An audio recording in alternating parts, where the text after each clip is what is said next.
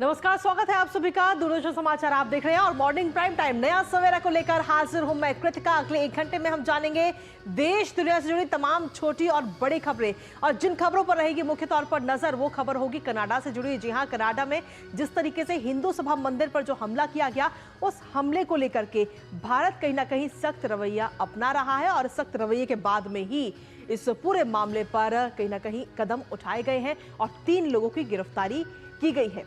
और क्या कुछ कदम इस मामले पर उठाए गए हैं, इस पर बात करेंगे। इसके साथ ही तमाम अन्य खबरों का भी रुख करेंगे और इस अगले 1 घंटे में मेरे साथ स्टूडियो में रहेंगी मेरी सहयोगी भावना। Good morning.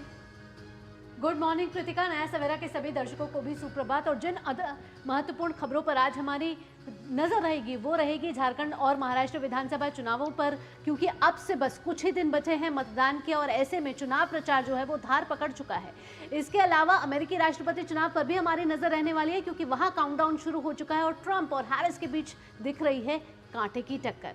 इसके अलावा दिल्ली का AQI लगातार बढ़ता जा रहा है, गंभीर श्रेणी में पहुंच चुका है। लगातार दम घोटू होती जा रही है दिल्ली। और इसके साथ साथ खबरें होंगी सूर्य उपासना का 4 दिवसीय छठ महापर्व आज से हो चुका है शुरू। नहाए खाए के साथ शुरुआत करते हैं नया सवेरा की सुबह की सुर्खियों के साथ। भारत के कड़े संदेश के बाद ब्रैम्पटन में मंदिर पर हमले में कनाडा की कार्रवाई। प्रदर्शन में शामिल पुलिसकर्मी निलंबित, 3 लोगों को भी किया गया गिरफ्तार।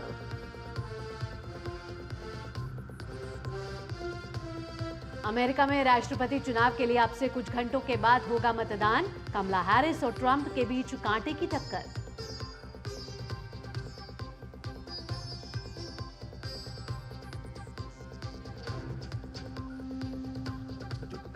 झारखंड में राजनाथ सिंह और योगी आदित्यनाथ संभालेंगे भारतीय जनता पार्टी के प्रचार की कमान। कांग्रेस अध्यक्ष मल्लिकार्जुन खड़गे शुरू करेंगे पार्टी का प्रचार।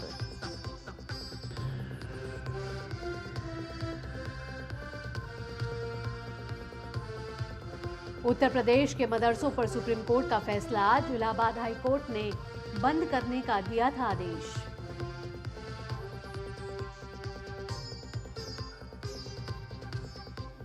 और नहाए खाए के साथ आज से शुरू हुआ लोक आस्था का महापर्व छठ।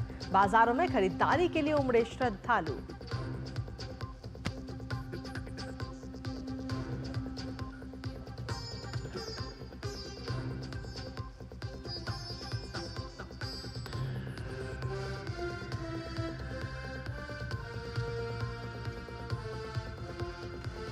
और इन अहम सुर्खियों के बाद अब खबरें विस्तार से और शुरुआत करते हैं।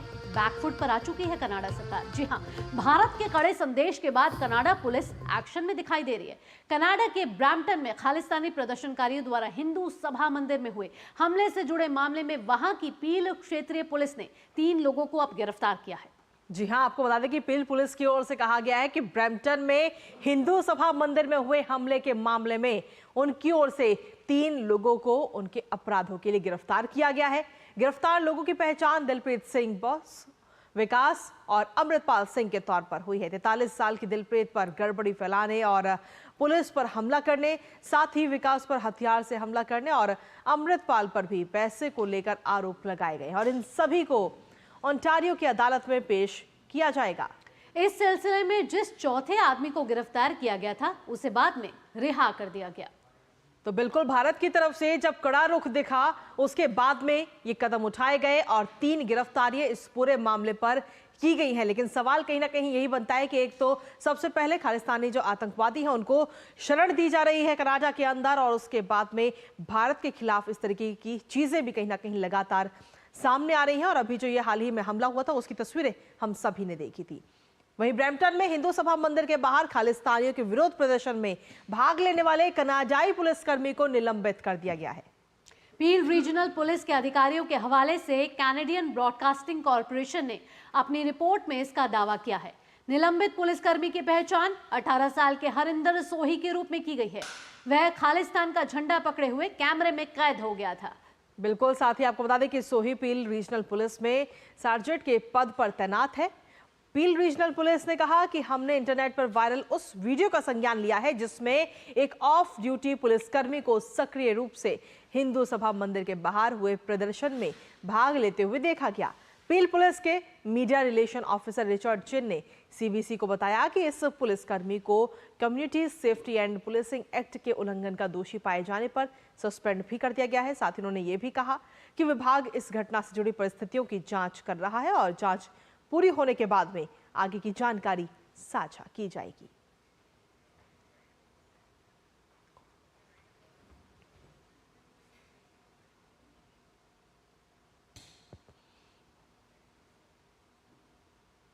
तो कनाडा के हिंदू मंदिर में हुए हमले की विदेश मंत्री डॉक्टर एस जयशंकर ने भी कड़ी निंदा की है। डॉक्टर एस जयशंकर ने कहा है कि हिंदू मंदिर में जो हुआ वह स्पष्ट रूप से बेहद चिंताजनक है। और साथ ही प्रधानमंत्री नरेंद्र मोदी ने भी इस पूरे मामले पर चिंता जाहिर की है। What happened yesterday at the Hindu temple in Canada was obviously deeply concerning, and you would have seen the statement first by our official spokesperson and also the expression of concern by our Prime Minister yesterday. So that should, I think, convey to you how deeply we feel about it. Canada में हुए हिंदू मंदिर पर हुए हमले पर प्रधानमंत्री नरेंद्र मोदी की तरफ से कड़ी प्रतिक्रिया को विदेश मामलों के विशेषज्ञ सुशांत सरिन ने काफी महत्वपूर्ण बताया है।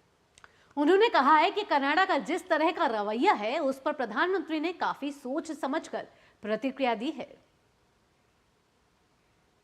In the last 1 year, since Canada has started making these scurrilous allegations without giving any evidence, the Prime Minister has kept a very studied silence. He hasn't responded. He has considered it beneath his dignity to respond to what the Canadians have been saying. So, yes, the External Affairs Minister, the Ministry, other people have commented on it, but the Prime Minister has simply avoided it. But I think now what happened yesterday, it's the tipping point has been reached in some ways. And I think the Prime Minister has reacted to it. And when the Prime Minister of India reacts to something like this in the kind of language he has used, so when he says that deliberately targeted, it's not just these Khalistani terrorists and toilet cleaners that he's pointing the finger to. I think he's also pointing a finger to the Canadian state authorities who have allowed this targeting to happen. Despite the fact that there was an apprehension of breach of peace, they have been following what some Canadian observers themselves have pointed out, a two-tier policing. तो Canada में जिस तरीके से हिंदू सभा मंदिर के बाहर हमला हुआ है उस पर भारत ने कड़ी प्रतिक्रिया दी और जिसके बाद कनाडा की पुलिस जो है वो एक्शन में आई है। आइए ताज़ा अपडेट लेते हैं हमारे संवाददाता मेघना से और जानते हैं। मेघना, आपसे ताज़ा अपडेट लेना चाहेंगे कि भारत और कनाडा के रिश्ते पिछले कुछ समय से तलख चल रहे हैं, उनमें तनाव चल रहा है। ऐसे में अब हिंदू मंदिर पर जिस तरीके का हमला हुआ है और उसके बाद प्रधानमंत्री नरेंद्र मोदी और विदेश मंत्री की कड़ी प्रतिक्रिया आई है, जिसके बाद एक्शन में आई कनाडा और उसके बाद 3 लोगों को गिरफ्तार किया जाता है, पुलिस अधिकारी को भी इसमें गिरफ्तार किया जाता है। ऐसे में भारत आगे क्या कड़ा रुख अपना सकता है? देखिए, सबसे पहली बात यहाँ पर यह है कि प्रधानमंत्री नरेंद्र मोदी को एक पोस्ट करना पड़ा एक्स पर, इतनी क्योंकि लगातार कनाडा की सरकार ऐसे जो अगर हम देखें वायलेंस हो या डराने धमकाने की जो तरीके हो, हमने पहले भी देखा है पिछले 1 वर्ष में कई बार ऐसी परिस्थिति खड़ी हुई है जहां पर हमारे हाई कमिश्नर्स और डिप्लोमैट्स को डराया गया है, धमकाया गया है, जान से मारने की धमकियां तक दी गई हैं। तो उसके बावजूद जब कनाडा की सरकार इसे फ्रीडम ऑफ स्पीच या फ्रीडम ऑफ प्रोटेस्ट के नाम पर कोई कड़ी कार्रवाई नहीं कर रही है, तो ये सबसे बड़ी चिंता का विषय है। और प्रधानमंत्री नरेंद्र मोदी ने इस चीज को साफ तौर पर कहा है कि जानबूझकर किए गए हमले की कड़ी निंदा कर रहे हैं। उसके साथ ही अगर हम देखें तो उन्होंने इस बात को कहा है कि वो उम्मीद करते हैं कि कनाडा की सरकार इस पर कदम उठाएगी, इसके खिलाफ कड़ी कार्रवाई करेगी। लेकिन अब जब देख रहे हैं कि 3 लोगों के अरेस्ट हुए हैं, लेकिन उनको ओंटारियो हाई कोर्ट में वहां पर कार्रवाई के लिए पेश किया जाएगा जी। लेकिन सबसे बड़ी बात यह है कि क्या इस तरीके के प्रोटेस्ट दबाव के बाद किए जा रहे हैं? क्या अथॉरिटीज की जिम्मेदारी नहीं बनती है कि ऐसी परिस्थिति को कंट्रोल करें और जल्द से जल्द उस पर कड़ी कार्रवाई करें?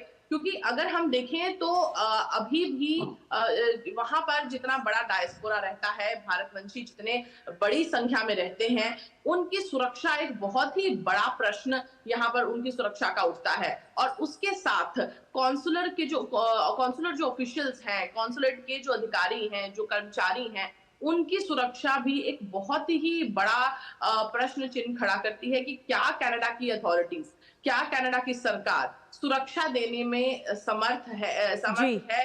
क्या वो यहाँ पर ना केवल भारतवंशियों की बल्कि साथ साथ ही कॉन्सुलर ऑफिशियल्स या कॉन्सुलेट के अधिकारी कर्मचारियों की भी सुरक्षा सुनिश्चित कर पाती है। तो बहुत क्योंकि ये एक बहुत ही गंभीर प्रश्न उठता है रिलीजियस प्लेस पर इस तरीके का वायलेंस होना। और आज अगर हम देखें तो हिंदू कम्युनिटी वहां पर एक प्रोटेस्ट कर रहा है कि इस तरीके के एंटी इंडिया एलिमेंट्स के खिलाफ प्रोटेस्ट कर रहा है। और ना केवल ब्रैम्पटन में बल्कि सरे में भी इस तरीके के प्रोटेस्ट भारतीय कम्युनिटी के द्वारा देखे जाएंगे, जो कि कनाडा की सरकार के अथॉरिटीज के खिलाफ है और एंटी इंडिया एलिमेंट के खिलाफ है, जो इस पर जो लगातार या तो अगर हम देखें तो हिंदू टेम्पल्स पे या फिर हाई कमिश्नर्स को और डिप्लोमेट्स को डराने धमकाने की धमकियां दे रहे हैं। जी मेघना, जिस तरीके से भारत और कनाडा के रिश्ते तो लगातार कहीं ना कहीं खराब होते हम देख ही रहे हैं, लेकिन इसी बीच अगर जस्टिन ट्रूडो की हम बात करें तो उनकी तरफ से कोई खास प्रतिक्रिया हमें देखने को नहीं मिली इस पूरे मामले पे। जब भारत की तरफ से प्रतिक्रिया दी गई सख्त वाली, उसके बाद में उनका एक बयान सामने आता है कि कार्रवाई की जाएगी, लेकिन कहीं ना कहीं जिस तरीके से खालिस्तानी आतंकवादियों को शरण इन दिनों कनाडा में दी जा रही है, साथ ही भारत और कनाडा के रिश्ते जो खराब हो रहे हैं, उसको लेकर जस्टिन ट्रूडो की जो पार्टी के उनके साथ के लोग हैं, जो सदस्य हैं, वही कहीं ना कहीं खिलाफ हो रहे हैं जस्टिन ट्रूडो के, और उनकी लोकप्रियता जो है दिन प्रतिदिन खराब होती जा रही है।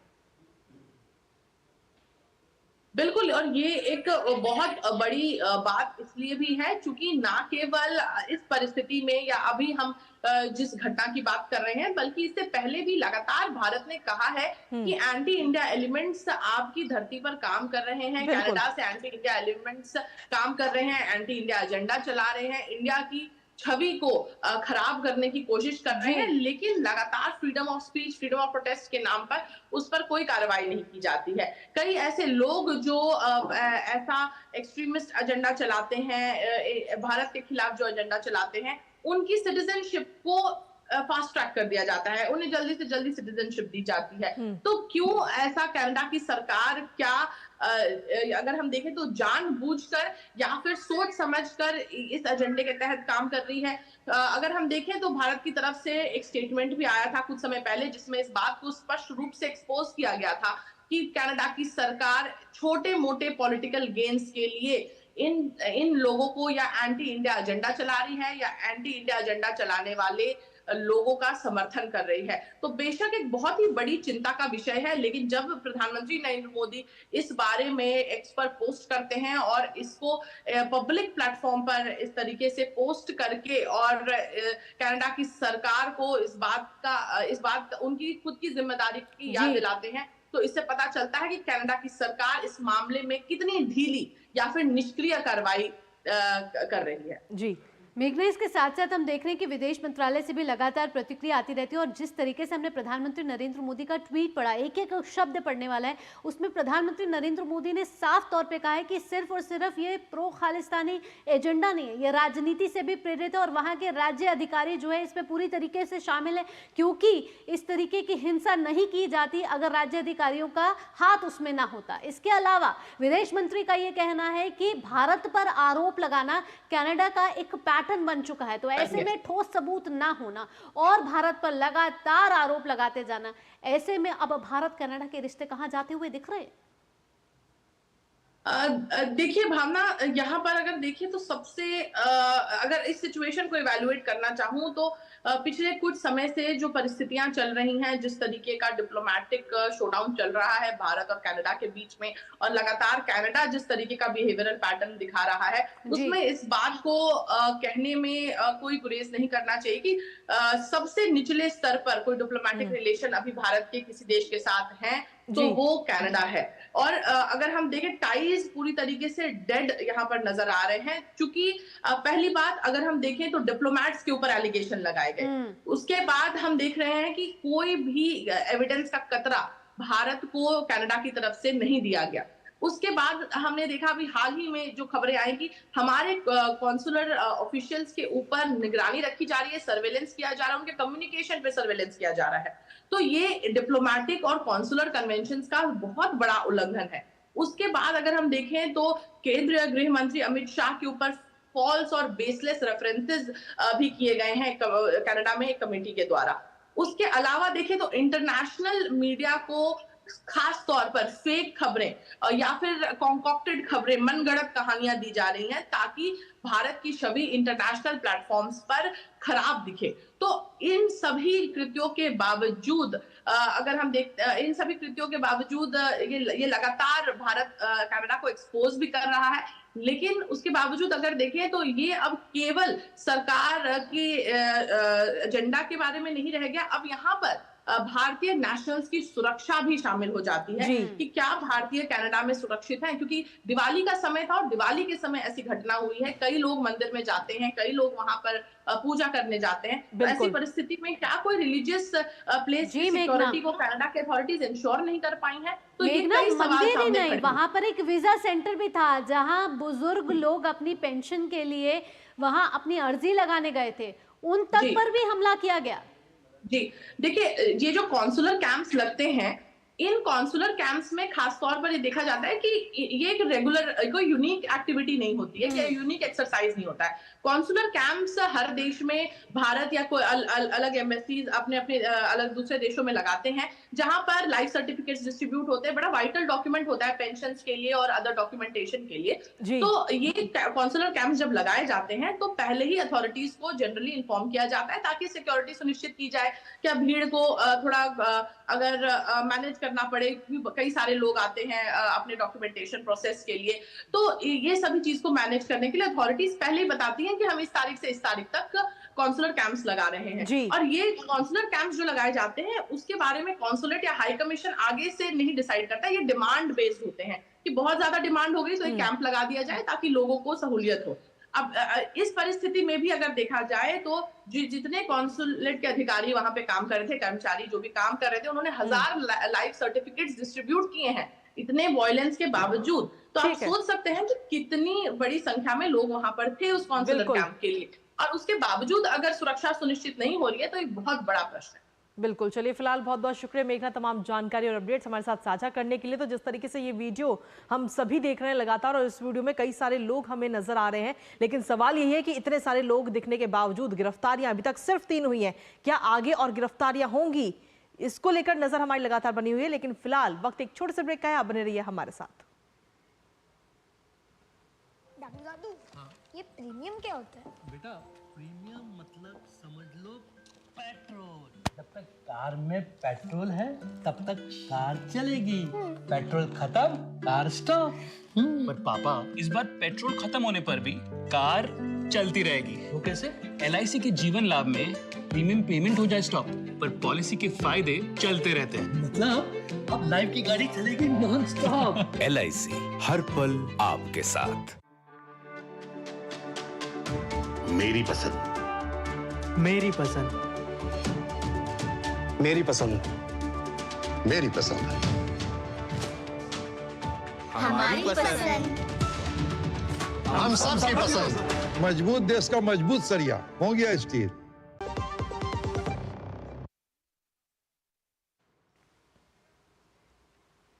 ब्रेक के बाद आपका स्वागत है। आप देख रहे हैं नया सवेरा, और आइए अब खबरें अमेरिकी राष्ट्रपति चुनाव से जुड़ी हुई।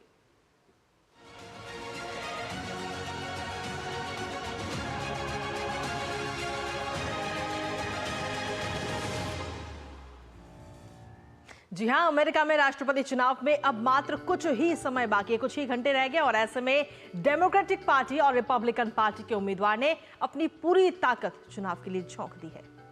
रिपब्लिकन JD वेंस और डेमोक्रेट टिम वॉल्स ने मिशिगन और विस्कॉन्सिन जैसे महत्वपूर्ण स्विंग राज्यों में मतदाताओं से अपील की है कि वो बड़ी संख्या में मतदान करें, क्योंकि अमेरिकी राष्ट्रपति चुनाव में दोनों में से एक व्यक्ति को उपराष्ट्रपति के रूप में चुना जाएगा। सर्वेक्षणों के अनुसार दोनों उम्मीदवारों के समर्थन में लिंग के आधार पर बहुत बड़ा अंतर है। जी हां, सर्वेक्षण में महिला पंजीकृत मतदाताओं के बीच हैरिस ने ट्रंप पर 50% से 38% की बढ़त हासिल की है, जबकि ट्रंप पुरुषों के बीच में 48 से 41% आगे रहे हैं।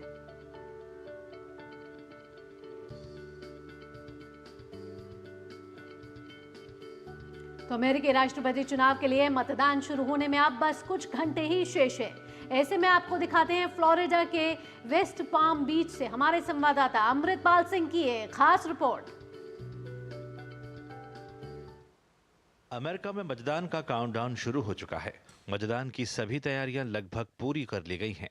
अब सभी की निगाहें कमला हैरिस और डोनाल्ड ट्रंप के बीच होने जा रहे कड़े मुकाबले पर है। इलेक्शन वाले दिन या उसके अगले दिन जब रिजल्ट्स आने शुरू हो जाएंगे, उस पर वायलेंस ना हो, इसके मद्देनजर काफ़ी सिक्योरिटी मेजर्स लिए जा रहे हैं। काफ़ी काउंटीज, खास करके जो सेंसिटिव काउंटीज हैं, वहां पर इस तरह के steel doors, steel frames, bullet proof glasses install किए जा रहे हैं कि अगर हजूम आते हैं, अगर मोमेंट ऑफ डिनायल होता है तो उसको कंट्रोल किया जा सके। क्योंकि ये अमेरिकी राष्ट्रपति का चुनाव है, पूरी दुनिया की नज़रें इस पर हैं। पूरी दुनिया का मीडिया यहाँ एकत्रित हुआ है इस इलेक्शन को कवर करने के लिए। मैं इस वक्त पाम बीच काउंटी फ्लोरिडा में, जो कि डोनाल्ड ट्रंप की होम काउंटी है, वहाँ पे हूँ। मेरे पीछे ये काउंटी कन्वेंशन सेंटर है। अगर डोनाल्ड ट्रंप जीतते हैं तो यहाँ से वो अपनी विक्ट्री स्पीच देंगे। अमेरिकी इतिहास का शायद सबसे विवादित चुनाव प्रचार थम चुका है। अब वोटिंग शुरू होने के लिए केवल कुछ घंटे बचे हैं। वोटिंग खत्म होते ही वोटों की गिनती शुरू हो जाएगी और अगर ये चुनाव साफ रहा तो 6 तारीख की सुबह तक नतीजे आ जाएंगे। पर अगर ये चुनाव फंस गया, रिकाउंट्स में, लॉसूट्स में, लिटिगेशन में चला गया, जैसे कि हो सकता है क्योंकि स्विंग स्टेट्स में मुकाबला काफ़ी कड़ा है, तब तस्वीर साफ होते होते कई दिन, शायद हफ्ते लग जाएं। कैमरामैन संजय जैना के साथ अमृतपाल सिंह, मारा-लागो, पाम बीच, फ्लोरिडा। तो ट्रंप वर्सेस हैरिस की इस लड़ाई में कौन होगा अमेरिका का नया राष्ट्रपति? काउंटडाउन शुरू हो चुका है, कुछ ही घंटे बाकी हैं जब अब मतदान शुरू होगा और जल्द मतदान के बाद गिनती शुरू होगी और पता चल जाएगा कि कौन होगा अमेरिका का 47वां राष्ट्रपति। अमृतपाल सिंह जुड़ गए हैं हमारे साथ ग्राउंड जीरो से। आइए अमृतपाल से लेते हैं ताज़ा अपडेट। अमृतपाल, अब कुछ ही घंटे बाकी हैं, कुछ ही वक्त बाकी है, लेकिन बैटल ग्राउंड स्टेट्स, जिन्हें स्विंग स्टेट्स कहा जाता है, ये बड़ी निर्णायक भूमिका निभा रही है, क्योंकि चुनावी सर्वेक्षणों के अनुसार 1% का ही अंतर नजर आ रहा है। क्लोज फाइट है। बिल्कुल ठीक कह रही हैं भावना। आपके जो बैटल ग्राउंड स्टेट्स हैं वहाँ लड़ाई काफ़ी नज़दीकी है।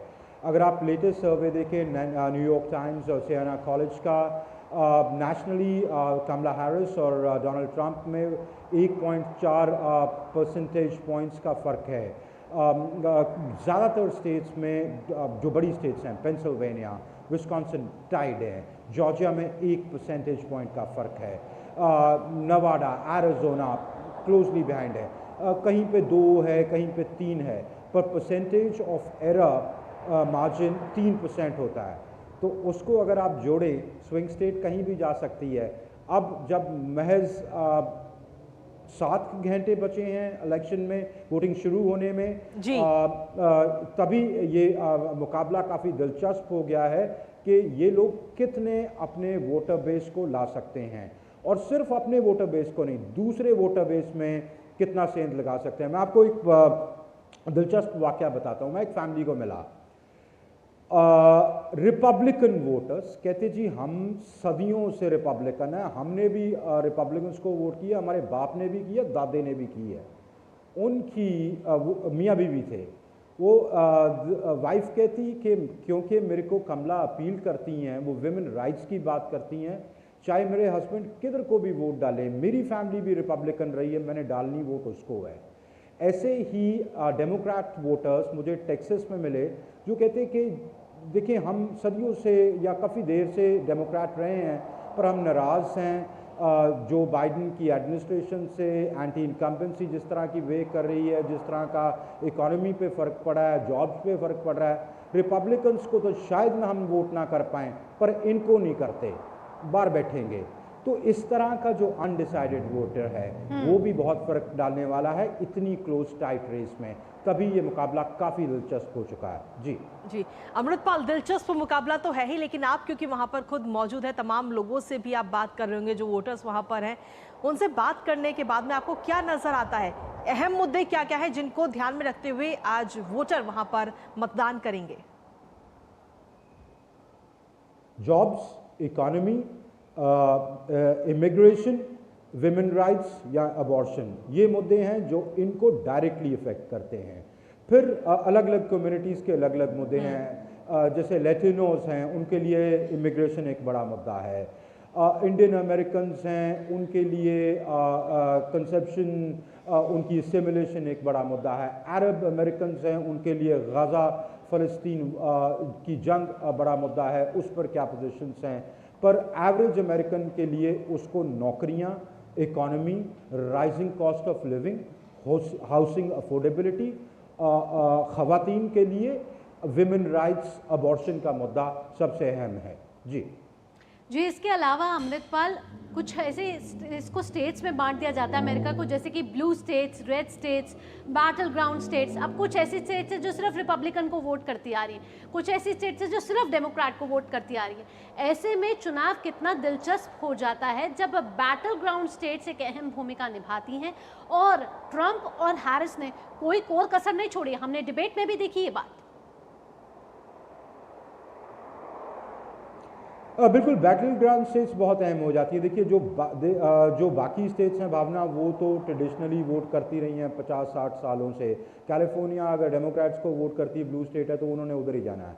टेक्सास या जहां मैं हूं, फ्लोरिडा, अगर रेड स्टेट से, इन्होंने ट्रंप को ही वोट करना है। हालांकि फ्लोरिडा जहां मैं हूं, ये 2 इलेक्शन पहले तक स्विंग स्टेट होती थी। 2018 में रॉन डिसेंटिस जब गवर्नर बने, तब से ये काफ़ी रेड होनी शुरू हुई। याद करें 2000 का मुकाबला एल गोर और जॉर्ज वॉशिंगटन जूनियर, इसी स्टेट का रिकाउंट मांगा था उन्होंने, सुप्रीम कोर्ट को स्टेप इन करना पड़ा था। 1 वोट से जॉर्ज बुश जूनियर राष्ट्रपति घोषित हुए थे। तब कहा जा रहा था कि ये इलेक्टेड प्रेसिडेंट नहीं है, सिलेक्टेड हैं, सुप्रीम कोर्ट के आदेश पे राष्ट्रपति घोषित हुए हैं। खैर, बहरहाल स्विंग स्टेट्स, आपका सवाल, जो स्विंग स्टेट्स तभी इंपॉर्टेंट हैं क्योंकि वो कहीं जा सकती हैं। 7 स्विंग स्टेट्स हैं इस बार। सबसे बड़ी पेंसिल्वेनिया, फिर विस्कॉन्सिन, फिर मिशिगन, जॉर्जिया, नवाडा, एरिज़ोना, ये स्विंग स्टेट्स हैं जो एक इलेक्शन में इधर वोट कर देती हैं, उस दूसरी इलेक्शन में उधर वोट कर देती हैं। तभी दोनों उम्मीदवारों के लिए, दोनों पार्टीज के लिए बहुत अहम है, और तभी इतना जोर हमने देखा इन्होंने इस इलेक्शन में, इस चुनाव में इन पे लगाया, क्योंकि ये हालांकि छोटी हैं। कैलिफोर्निया में इलेक्टोरल कॉलेज में 54 मेंबर्स हैं, टेक्सास में 40 हैं, पेंसिल्वेनिया सबसे बड़ी है 19 हैं, 11 हैं मिशिगन में, जॉर्जिया में शायद 15 हैं, एरिज़ोना में फिर 11 हैं। तो अब 11 वर्सेस 54, 11 वर्सेस 40, पर इनके पास चाबी है, ये डिसाइड करेंगी कि कौन बैठेगा अगले 4 साल ओवल ऑफिस में। तो इसलिए ये अहम है, और इसीलिए जितना जोर इन्होंने लगाया स्विंग स्टेट्स। जी अमृतपाल, संक्षेप में आपसे भी पूछना चाहूंगी कि दुनिया के सबसे पुराने लोकतंत्र अमेरिका में इस समय चुनाव होने वाला है। दुनिया भर की नजर है, लेकिन भारत की नजर इस पर भी है कि भारतवंशी कितना प्रभाव डालेंगे इस अमेरिकी चुनाव में। भारतवंशी बहुत कम है यहाँ, अबाउट 4 मिलियन, 4 से 5 मिलियन हैं, उसमें से अबाउट 1.5 से 2 मिलियन वोटर्स हैं। 1% अगर टोटल अमेरिकन वोटर पॉपुलेशन देखें, 1% से कम है। बहुत ज़्यादा पॉपुलेशन नंबर्स में नहीं सिग्निफिकेंट, पर पढ़े लिखे हैं, पैसा है। गुजराती जो कम्युनिटी है वो मोटेल्स रन करती है। आपके कैलिफोर्निया, न्यूयॉर्क, जो कोस्टल स्टेट्स हैं, वहाँ पर IT के लोग हैं, बहुत अरसे से बिजनेसमैन हैं। जो पंजाबी कम्युनिटी है वो बिजनेसेस में है, स्टोर्स, कन्वीनियंस स्टोर्स रन करती हैं, ट्रांसपोर्टेशन बिजनेस में है, ट्रकिंग बिजनेस में है। तो इनके पास नंबर्स कम है, पैसा ज़्यादा है, पढ़ी लिखी कौम है, तो ये इसलिए इनका इन्फ्लुएंस डिस्प्रपोर्शनेट ज़्यादा है। दूसरी बात यह है कि जब मुकाबला बहुत नजदीकी हो, करीबी हो, तब आपकी कुछ वोटें असर डाल सकती हैं। बिल्कुल, तो मुकाबला कड़ा है, रोचक है, बहुत ही क्लोज फाइट नजर आ रही है। अब जबकि कुछ घंटे बाकी काउंटडाउन शुरू हो चुका है, तो दुनिया भर की नजरें अमेरिकी राष्ट्रपति चुनाव पे होंगी। अमृतपाल, फिलहाल इन ताजा अपडेट के लिए आपका बहुत बहुत धन्यवाद। आगे भी आपसे अपडेट लेते रहेंगे। बिल्कुल, तो देखें कि अमेरिका में अब मात्र कुछ घंटे ही बचे हैं और कुछ घंटों में राष्ट्रपति चुनाव को लेकर मतदान होना है। लेकिन उससे पहले वहां के अखबारों की सुर्खियों का जायजा लिया है हमारे संवाददाता शुभेंदु ने, वो आपको दिखाते हैं। हम अमेरिका की राजधानी वॉशिंगटन डीसी में हैं। मेरे पीछे जो ये आप इमारत देख रहे हैं, ये बहुत खास है। इसे वॉशिंगटन मॉन्यूमेंट कहा जाता है। ये अमेरिका के प्रथम राष्ट्रपति जॉर्ज वॉशिंगटन की याद में बनाया गया था। तो अमेरिका के होने वाले राष्ट्रपति की बात करते हैं, इलेक्शंस की बात करते हैं और देखते हैं कि अखबारों में क्या कहा गया है। वॉशिंगटन पोस्ट पहला अखबार, फ्रंट पेज पे कुछ तस्वीरें हैं डोनाल्ड ट्रंप और कमला हैरिस की, जैसे वो अपना कैंपेन वाइंड अप कर रहे हैं बिग इलेक्शन डे से ठीक पहले। और इसमें आर्टिकल में कहा गया है, officials try to safeguard vote count.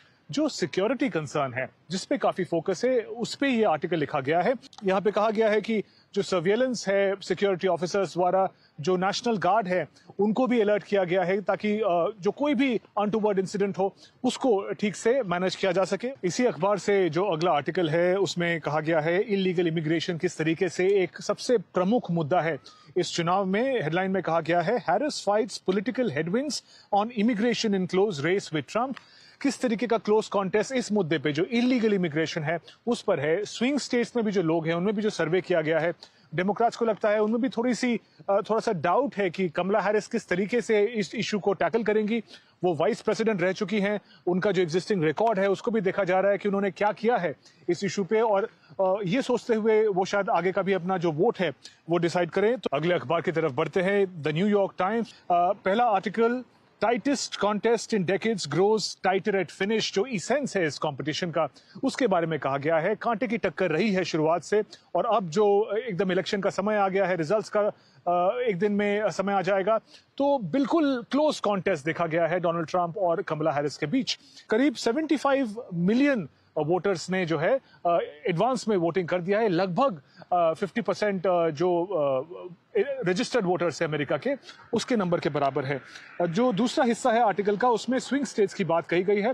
Swing states, जो 7 स्विंग स्टेट्स हैं, इसको बैटल ग्राउंड स्टेट भी कहते हैं, यही निर्धारित करेगा कि अगला राष्ट्रपति कौन बनेगा अमेरिका का। तो वहां पर जो पोलिंग है, हर दिन ऊपर नीचे हम देख रहे हैं डोनाल्ड ट्रंप और कमला हैरिस के जो पॉइंट्स हैं उसमें चेंजेस हो रही हैं।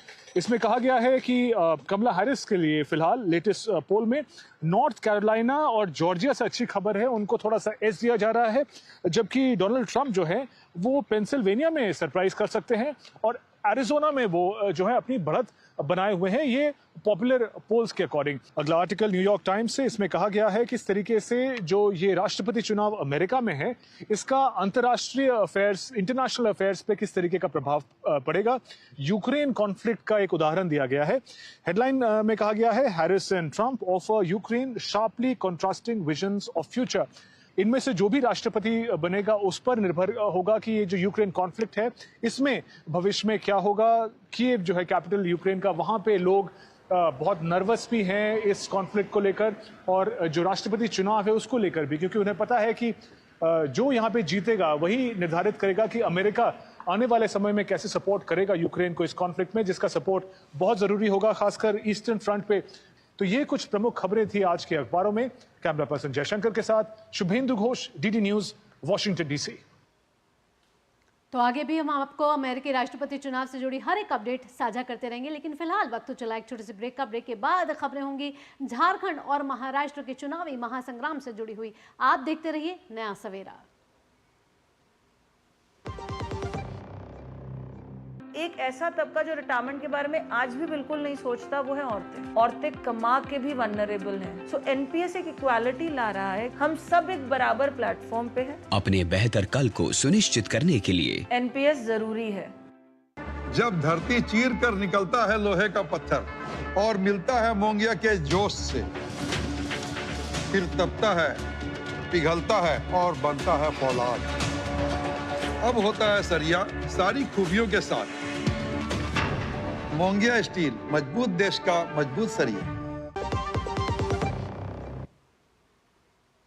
तो ब्रेक के बाद एक बार फिर से स्वागत है आप सभी का। जैसा कि ब्रेक से पहले भावना ने आपको बताया था कि अब बात होगी झारखंड विधानसभा चुनाव से जुड़ी खबरों की। जी हां, विधानसभा चुनाव के मद्देनजर झारखंड में चुनाव प्रचार ने अब तेजी पकड़ ली और इस क्रम में भारतीय जनता पार्टी के वरिष्ठ नेता और रक्षा मंत्री राजनाथ सिंह आज झारखंड के जमशेदपुर में एक जनसभा को संबोधित करते हुए नजर आएंगे। राजनाथ सिंह जमशेदपुर में भाजपा प्रत्याशी पूर्णिमा साहू के पक्ष में जनता से वोट डालने की अपील करेंगे। वहीं भाजपा नेता और उत्तर प्रदेश के मुख्यमंत्री योगी आदित्यनाथ झारखंड के कोडरमा में भाजपा प्रत्याशी डॉक्टर मीरा यादव के समर्थन में चुनावी जनसभा करेंगे। साथ ही जमशेदपुर में भी योगी आदित्यनाथ जनसभा को संबोधित करेंगे। इसके अलावा योगी आदित्यनाथ हजारीबाग में भाजपा प्रत्याशी प्रदीप प्रसाद के पक्ष में तीसरी जनसभा को संबोधित करेंगे और जनता से भाजपा प्रत्याशी को जीत दिलाने की अपील करेंगे। वहीं चुनाव प्रचार में कांग्रेस ने भी पूरी ताकत झोंक दी है। इसी क्रम में कांग्रेस के राष्ट्रीय अध्यक्ष मल्लिकार्जुन खड़गे आज झारखंड में चुनाव प्रचार की कमान संभालेंगे। खड़गे मांडू से कांग्रेस प्रत्याशी जयप्रकाश भाई पटेल और कांके विधानसभा क्षेत्र से कांग्रेस प्रत्याशी सुरेश बैठा के पक्ष में जनसभा करेंगे। वहीं पार्टी के महासचिव सचिन पायलट जमशेदपुर पूर्वी में रोड शो कर जनता से संपर्क करेंगे और कांग्रेस प्रत्याशी डॉक्टर अजय कुमार के लिए जनता से वोट की अपील करेंगे। साथ ही आपको बता दें कि झारखंड में 13 और 20 नवंबर को 2 चरणों में विधानसभा का मतदान है।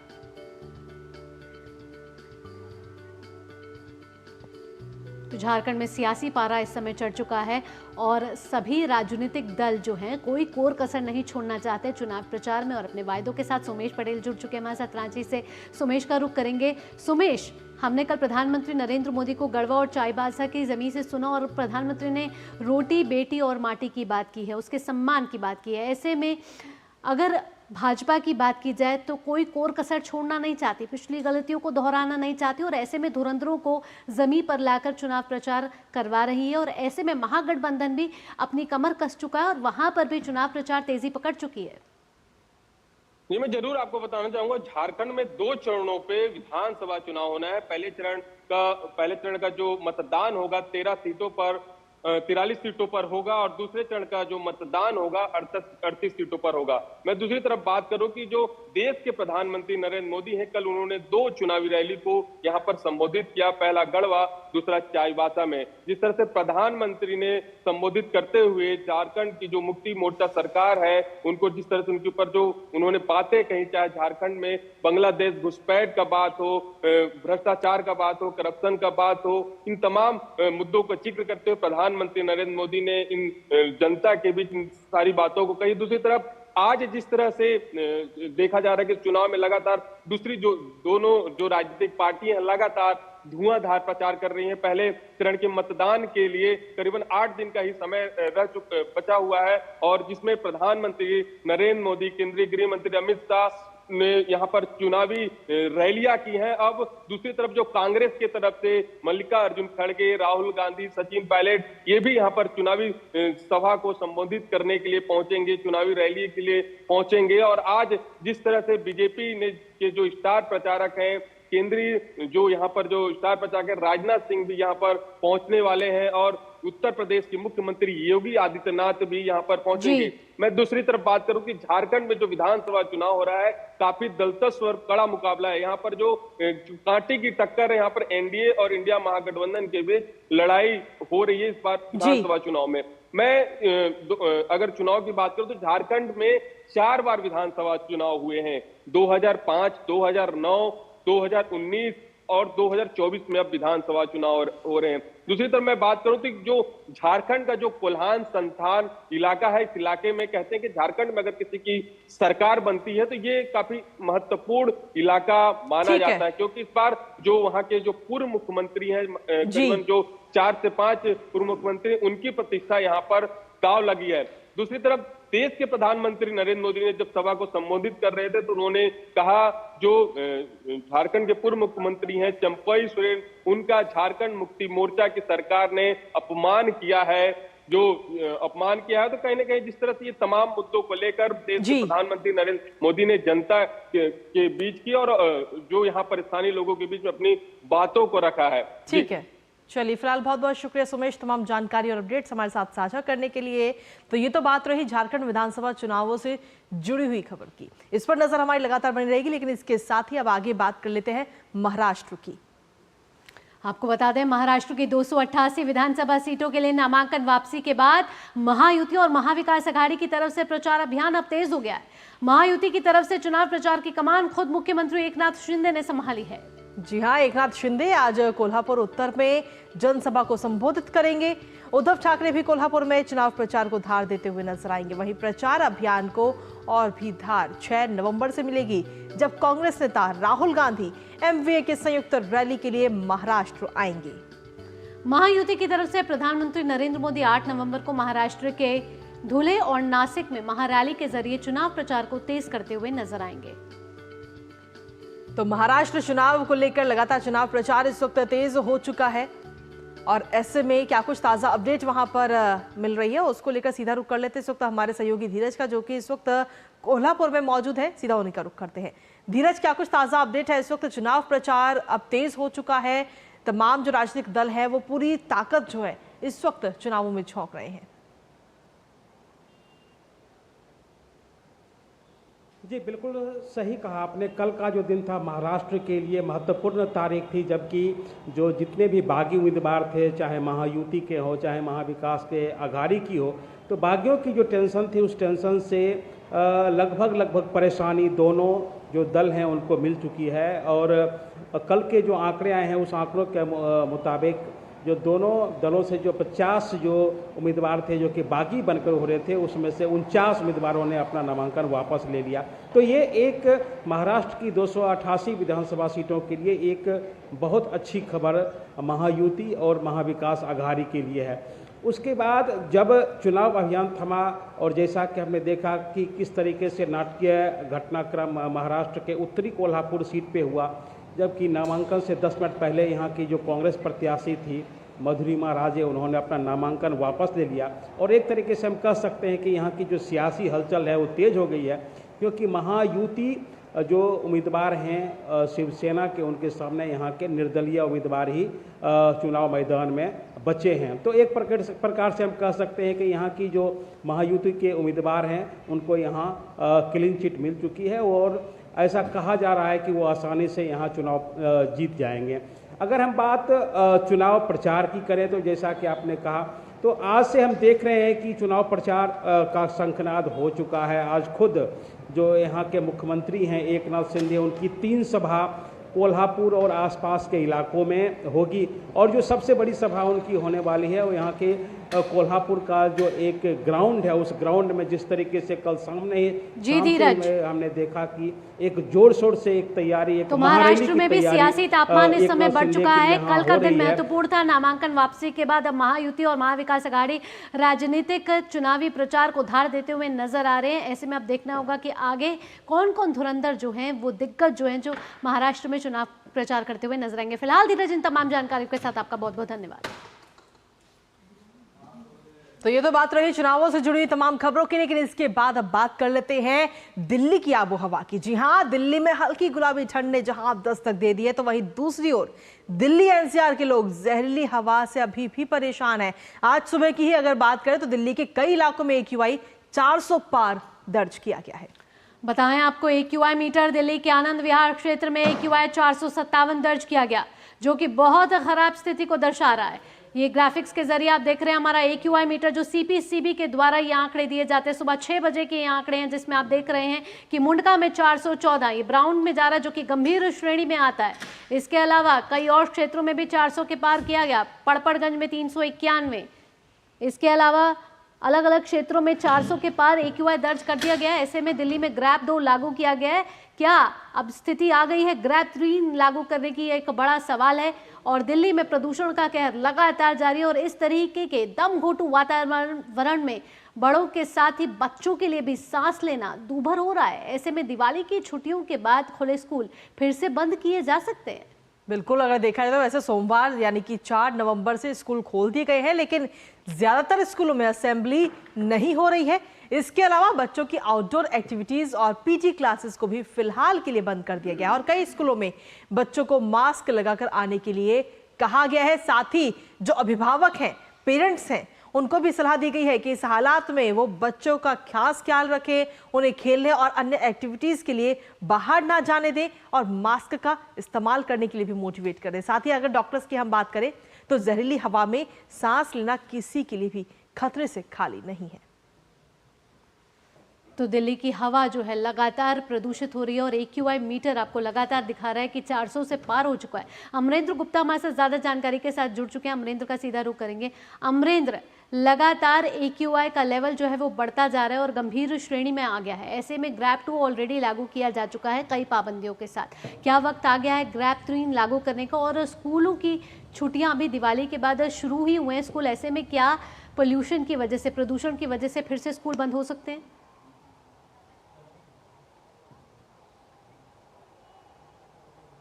भावना, बिल्कुल बहुत संजीदा सवाल है, क्योंकि पिछले 10 दिनों से आप देखिए तो दिल्ली लगातार वायु प्रदूषण के मामले में 1 नंबर पर है और लगातार जो AQ का जो आंकड़ा है वो लगातार बढ़ता जा रहा है। और कई जगह जो 40 जो रेड जोन थे उसमें अगर बात करें 12 रेड जोन, तो ये आंकड़ा जो है लगभग 500 के आसपास पहुंच गया। यानी कि 500 आंकड़ा जो है ग्रैप 3 लागू होने के लिए किया जाता है। हालांकि अभी 40 जो रेड जोन्स हैं वो फाइनलाइज किए गए हैं, जहां पर लगातार ये आंकड़ा बढ़ रहा है। ऐसे में कई गंभीर सवाल खड़े होते हैं। पहला सवाल खड़ा होता है कि अभी तक ये माना जा रहा था कि दिवाली पर जो पटाखे हैं वो पॉल्यूशन को बढ़ाने के लिए उत्तरदायित्व होते हैं, लेकिन कल अगर आपने देखा होगा तो कोर्ट ने बाकायदा दिल्ली सरकार को फटकार लगाई है और पूछा है कि आखिर क्या वजह है कि दिल्ली में इस बार बैन होने के बावजूद भी पटाखे फोड़े गए। और एक बड़ी बात जो रिसर्च में सामने आई है कि दिवाली से पहले का जो AQ आंकड़ा था वो ज्यादा था और दिवाली के जस्ट बाद वो आंकड़ा कम हुआ। यानी कि दिवाली के पटाखे पूरी तरह से पॉल्यूशन को बढ़ाने में जो है वो उत्तरदायित्व नहीं है। यानी कि कई और वजह हैं जिसकी वजह से लगातार आंकड़ा बढ़ रहा है। ऐसे में सबसे गंभीर जो सवाल है वो जो बच्चे हैं उनको लेकर आता है, क्योंकि बच्चे जब स्कूल जा रहे हैं तो उनको जो है इस पॉल्यूटेड हवा में सबसे टच में आते हैं। ऐसे में अब जो स्कूल है बाकायदा जो है सावधानियां बरत रहे हैं और ऑनलाइन मॉड्यूल पे भी काम कर रहे हैं। भावना, ठीक है अमरिंदर, आपके पास वापस आएंगे। इस वक्त चंद्रशेखर भी हमारे साथ बने हुए हैं। चंद्रशेखर, आपसे जानना चाहेंगे कि जहां एक तरफ हवा दमघोटू हो रही है तो वहीं दूसरी तरफ दिल्ली की यमुना भी कहीं ना कहीं लगातार प्रदूषित हो रही है और उसका कोई सॉल्यूशन अभी तक दिल्ली सरकार के पास में नहीं है। पिछले 10 सालों के अंदर करोड़ों रुपए खर्च किए गए, लेकिन कोई भी सॉल्यूशन अभी तक नहीं निकला है।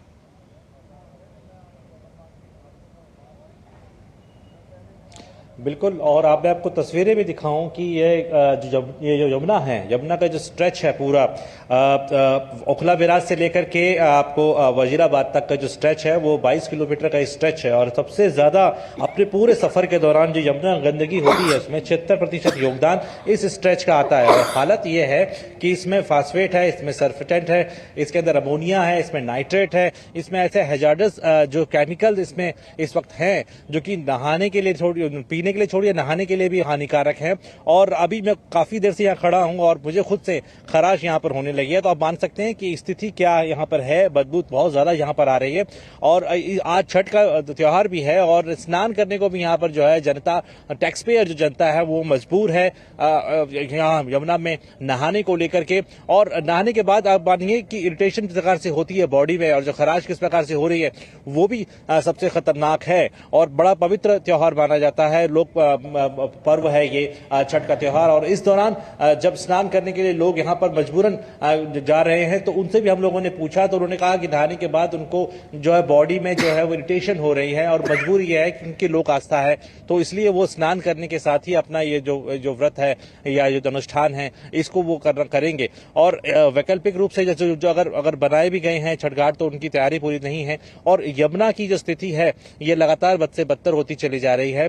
ऑक्सीजन लेवल जो है यहाँ पर वो नील है, पल्ला को अगर छोड़ दिया जाए तो। और BOD की जो मात्रा है वो भी यहाँ पर जो है वो काफी ज्यादा है। तो ये जो जल जनित रोग है उसका एक सबसे बड़ा कारण है प्रदेश दिल्ली की जो जनता है वो लगातार जो घर में पानी की सप्लाई भी हो रही है वो भी बेहद खराब है, वो भी पीने योग्य तो नहीं मानी जा सकती है।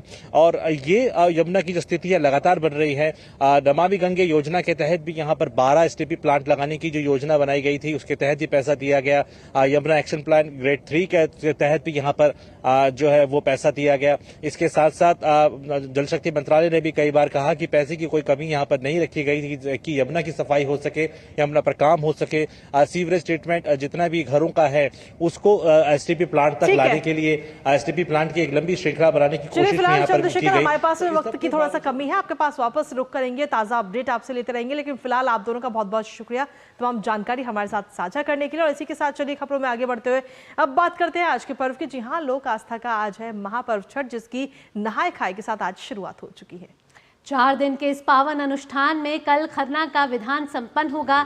वहीं बृहस्पतिवार की संध्या अस्ताचलगामी सूर्य को और शुक्रवार प्रातः उदयमान सूर्य को अर्घ्य अर्पण करने के साथ ही महापर्व का समापन हो जाएगा।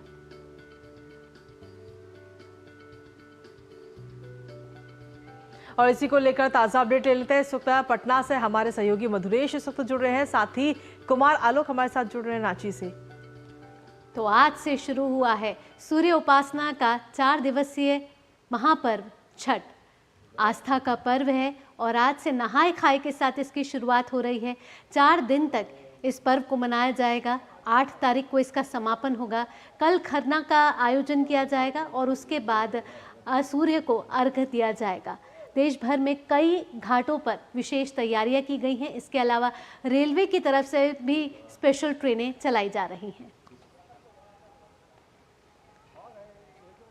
और इसी पर ताजा अपडेट ले लेते हैं। हमारे साथ में हमारे सहयोगी कुमार आलोक इस वक्त जुड़ रहे हैं रांची से, सीधा उनका रुख करते हैं। कुमार आलोक, आपके पीछे जिस तरीके से हम देख पा रहे हैं कि आप नदी के किनारे वहां पर मौजूद हैं और नहाय खाए के साथ आज से महापर्व छठ की शुरुआत हो चुकी है। बेहद कठिन इस पर्व को कहा जाता है, इस व्रत को कहा जाता है, तो ऐसे में किस तरीके का नजारा घाटों पर आज हमें देखने को मिला? सबसे पहले तो मैं आपको बताऊं कि हिंदी में कहावत है कि सब कोई जो है जो दुनियादारी में जो होता है कि लोग उगते हुए सूरज को प्रणाम करते हैं, डूबते हुए सूरज को नहीं। लेकिन छठ एक ऐसा त्यौहार है कि यहाँ उगते हुए सूर्य जब प्रातःकाल जब सूर्य का सूर्योदय होता है तब वहाँ पर उनकी पूजा होती है और फिर अगले दिन पहले दिन डूबते हुए सूरज की पूजा अर्चना होती है और अगले दिन उगते हुए सूर्य यानी प्रातःकाल जब सूर्योदय होता है तो उसकी पूजा होती है। आप देख सकते हैं कि दूसरी चीज़ और मैं जोड़ूँ कि प्रधानमंत्री का जो स्वच्छता योजना स्वच्छ भारत का जो योजना है ये जो लगातार 2014 से उस पर काम हो रहा है और लेकिन छठ का ये जो त्यौहार है वो साफ सफाई का त्यौहार है। हम आम जनता की भागीदारी इसमें होती है और आप देख रहे हैं कि यहाँ पर लोग यहाँ पर अपने अपने घाट में जो सफाई नगर निगम की ओर से भी सफाई कार्य हो रहा है और जन भागीदारी भी इसमें होती है और लोग जन भागीदारी के साथ इसमें जुड़ते हैं और साफ सफाई होता है। आज नहाय खाए है यानी नहाय खाए में आज पहले नहाएंगी औरतें और उसके जो छठ व्रती होते हैं, हालांकि पुरुष भी इसको करते हैं, मर्द के साथ औरत के साथ पुरुष भी इसको करते हैं और उसके बाद नहान खाने के बाद कल जो है वो खरना का जो होता है, खरना का जो सिस्टम होता है और खरना में खीर बनता है। खीर बनने के बाद उस दिन से वो उपवास महिलाएं उपवास रखती हैं और उसके बाद अगले दिन वो फिर आपका जो सुवेश भी हमारे साथ जुड़ी हुई है दिल्ली से, सीधा सुवेश का रुख करते हैं। सुवेश, दिल्ली में भी बिहार की मिट्टी की महक कहीं ना कहीं दिखाई दे रही है, रौनक दिखाई दे रही है। ऐसे में दिल्ली में कैसे घाटों पर विशेष तैयारियां की गई हैं? तो सुयश इस वक्त हमारे साथ में मौजूद है। जी, मैं हरिद्वार में हूँ और हरिद्वार में गंगा घाट पर, जी हाँ, और हरिद्वार गंगा घाट पर आपको मैं दृश्य दिखाना चाहूँगी कि गंगा माँ में स्नान कर रहे हैं। आज नहाय खाए का दिन है, छठ का महापर्व है और यहाँ सुबह से ही सभी श्रद्धालु आए हुए हैं, दर्शन करने आए हैं और साथ ही में माँ गंगा में स्नान करके माँ गंगा का आशीर्वाद ले रहे हैं, क्योंकि छठ का महापर्व है और आज जो दिन है वो नहाय खाए है। ठीक है, आपको बता दें आज परंपरा यहाँ से जाने के बाद पूजा अर्चना करेंगे और कद्दू भात बनाने की भी आज परंपरा है। आज यहाँ हमने जितने भी श्रद्धालुओं से बात की उन्होंने कहा आज हम प्रसाद में कद्दू भात अवश्य बनाएंगे क्योंकि उसी से हमारी पूजा होगी। कल खरना का दिन है और परसों हमारे पास में समय बेहद ही कम है। हमारे पास समय आज थोड़ा सा कम है। इस वक्त हम पटना का भी हमें रुख करना है, सीधा मधुरेश के पास चलते हैं। मधुरेश, पटना में तो जोरों शोरों से इस पर्व को मनाया जाता है, किस तरीके की तस्वीरें संक्षेप में एक बार हमारे दर्शकों को दिखाइए। देखिए, आज छठ व्रत को लेकर के आज से नहाई खाई शुरू हुआ है और इसी के साथ महाव्रत छठ की शुरुआत हो गई है। बड़ी संख्या में जो छठ व्रती हैं वो घाटों पे पहुंच चुके हैं और गंगा में स्नान कर रहे हैं। हमारे साथ में एक छठ व्रती भी हैं और हम इनसे जानते हैं कि आज किस तरह का आज क्या खास है, आज छठ नहाई खाई को लेकर क्या इसकी इम्पोर्टेंस क्या है? आज नहा खाई बिहार में धूमधाम से मनाया जाता है, महान पर्व है। हाँ बोलिए। महान पर्व है, धूमधाम से मनाया जाता है और बाहर के लोग भी आते हैं। बिहार के लोग कितना कमाने जाते हैं, जो पूरे आते हैं परिवार के लेकर छठ के जी अवसर पर। तो बिल्कुल मधुरेश, कहीं ना कहीं इसलिए गंगा स्नान में स्नान करके प्रसाद तो बनेगा। आस्था का ये महापर्व है, बेहद ही हर्षोल्लास के साथ मनाया जा रहा है। घाटों पर विशेष तैयारी की जा चुकी है। सुरेश हरिद्वार से, मधुरेश पटना से और कुमार आलोक कराची से, आप तीनों का इन ताज़ा अपडेट और इन अद्भुत नज़ारों को हमारे दर्शकों तक शेयर करने के लिए, साझा करने के लिए धन्यवाद।